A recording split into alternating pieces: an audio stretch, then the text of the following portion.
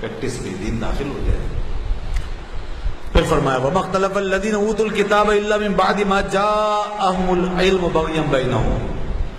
اور نہیں اختلاف کیا لوگوں نے جن کو کتاب دی گئی مگر اس کے بعد کہ جب آ گیا ان کے پاس علم آ جانے کے بعد اہل کتاب نے اختلاف کیوں کیا. اور آج بھی مسلمان علم آ جانے کے بعد، قرآن کے نازل ہونے کے بعد، حدیث آ جانے کے بعد پھر یہ مسلمان بھی اختلاف کیوں کرتا ہے؟ اللہ نے یہود و نصارہ کی مثال دے کے فرمایا دیکھو انہوں نے اختلاف اس وجہ سے کیا تھا اور وہی وجہ آج تم میں ہوگی تو تم بھی بڑھ جاؤ گے.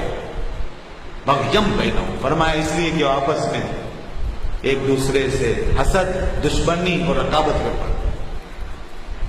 جب انسانوں کے بیچ حسد، دشمنی، رقابت پیدا ہو جائے تو پھر وہ ایک ایسی واضح ہدایت پا لینے کے بعد بھی بٹ جائیں گے، تقسیم ہو جائیں گے. ایک روشنی ہاتھ میں رکھ کر بھی پھر اندھیرے میں چلیں گے، اس لیے کہ حسد نے انہیں اندھا کر دیا. تو یہ بتایا جا رہا ہے، لوگ پوچھتے ہیں فرقے کیوں بنے، یہ الگ الگ کیوں ہو گئے، وہ بھی اور ہم بھی. پہلے وہ اپنے زمانے میں بڑھ گئے، ہم بھی بڑھ گئے. حدیث میں آیا کہ میری امت بھی 73 فرقوں میں بڑھ جائے گی. ستفترق امتی 73 فرقۃ کلہم فی النار الا واحدہ. ان قریب میری امت 73 فرقوں میں بڑھ جائے گی، سب جہنم میں جائیں گے. کلہم فی النار الا واحدہ، سوائے ایک کے. صحابہ نے عرض کیا یا رسول اللہ صلی اللہ علیہ وسلم وہ کون ہوگا جو ایک جنتی ہے؟ فرمایا ما انا علیہ واصحابی، جس پہ میں اور میرے اصحاب، جو اسی دین پہ چل رہا ہوگا. سوال یہ ہے کہ دین سے ہٹتے کیوں ہیں، یہ فرقہ کیوں بن جاتے ہیں، یہ جہنم کے راستے پہ کیوں چلتے ہیں لوگ؟ تو بتا دیا قرآن نے، پہلے بھی یہی مرض تھا، آج بھی یہی مرض ہے. بغیم بینہم، ان کے اندر رکاوٹیں پیدا ہو جاتی ہیں، نفسانیتیں آ جاتی ہیں. یہ کہیں اوپر سے اس لیے کٹ جاتے ہیں کہ ان کے مفادات ہوتے ہیں، ان کے مفادات ہوتے ہیں. یہ اپنا امتیاز چاہتے ہیں، یہ دشمنی میں ایسا کر رہے ہوتے ہیں، یہ کسی کو نیچا دکھانے کے لیے، کسی لڑائی کے لیے، کسی جھگڑے کے لیے، کسی مفاد کے لیے. فرمایا جب یہ چیز آ جاتی ہے تو انسان حق کی روشنی کو چھوڑ دیتا ہے، اپنا راستہ بنا لیتا ہے. یہ اس میں انسان کو عزت ملتی ہے، رسپیکٹ ملتی ہے، پیسہ ملتا ہے، فالوورز ملتے ہیں، جس کے نتیجے میں پھر انسان ایک فرقہ بنا کر آگے چلنے لگتا ہے اور دین تقسیم ہو جاتا ہے. تو اگر ہم تو دین میں فالٹ نہیں ہے، اللہ کی روشنی میں کوئی اندھیرا نہیں ہے، اس راستے میں کوئی کجی نہیں ہے. اس کو سیدھا راستہ کہا، اس کو نور بھی کہا ہے، اس کو روشنی کہا ہے، اس لیے کہ اس میں کوئی ایسا فالٹ نہیں ہے، کوئی کمی نہیں ہے. کمی کہاں سے آتی ہے؟ ہمارے اندر سے. ہمارے اندر ہم جھگڑ جاتے ہیں. جب دو آدمی جھگڑا کرنے لگے تو ایک چھت کے نیچے نہیں رہتے. دو آدمی لڑ جائیں تو ایک روشنی میں نہیں رہتے. دو آدمی لڑ جائیں تو ایک گاڑی میں نہیں بیٹھتے. دو آدمی لڑ جائیں تو ایک راستے پہ نہیں رہتے. دو آدمی لڑ جائیں تو ایک تھال میں نہیں کھاتے. دو آدمی لڑ جائیں تو ایک ساتھ نہیں رہتے. اسی طرح جب دو آدمی لڑ جائیں تو ایک دین پہ بھی نہیں رہیں گے. جب ہم لڑائی جھگڑا اتنا بڑھا لیں گے تو ہم دین پہ بھی نہیں رہ سکیں گے. تو دین سے ہٹانے والی چیز ہماری لڑائی، ہمارا جھگڑا ہے، ہمارا بغض، ہمارا حسد ہے، ہماری عداوت، ہماری دشمنی ہے.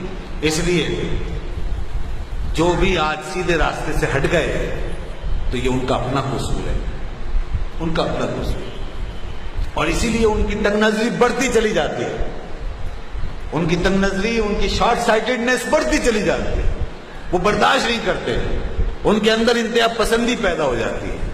وہ گروہیت پسند بن جاتے ہیں، طبقہ پسند بن جاتے ہیں، فرقہ پسند بن جاتے ہیں.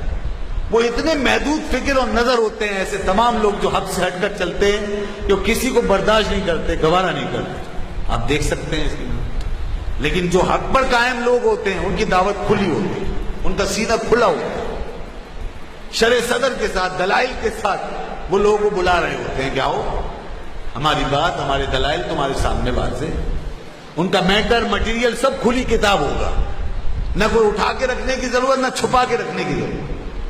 جو کچھ ہوگا سب سامنے ہوگا، اور جو صحیح ہوگا اس کو مانیں گے، جو غلط ہوگا انکار کر دیں گے. نہ اس میں کوئی شخصیت حارج ہو سکتی ہے، نہ کوئی تعصب، نہ نسل، نہ رنگ. اور آج اگر کچھ لوگ اس قسم کی کوئی بنیاد اس میں رکھ رہے ہوں گے تو کل آپ دیکھیں گے کہ وہ خود اس دائرے سے نکل چکے ہوں گے اور پھر وہ الگ فرقہ ہوں گے اور اہل حق اپنا سفر آگے کی طرف کر رہے ہوں گے. یہ ایسا حق کا مزاج یہی ہے. باطل گوئی پسند ہے، حق لا شریک ہے. شرکت بیان حق کو، میان حق کو باطل نہ کر قبول.